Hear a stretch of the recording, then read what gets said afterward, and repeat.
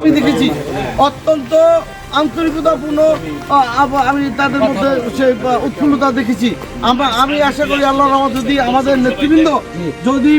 তারেক রহমানের বার্তা নিয়ে যায়, মনিবের বার্তা নিয়ে যদি যায়, ইনশাআল্লাহ এবার খালেদা জিয়া যেসব প্রকল্প নিয়ে গেছেন, যেসব পদক্ষেপ এই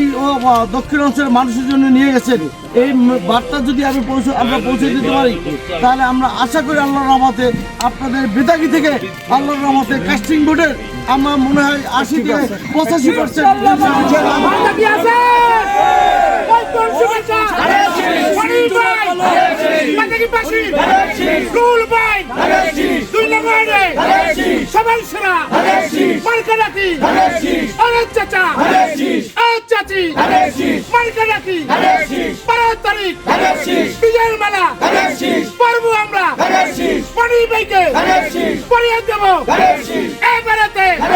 সবার সেরা রুল ভাই 2 নম্বর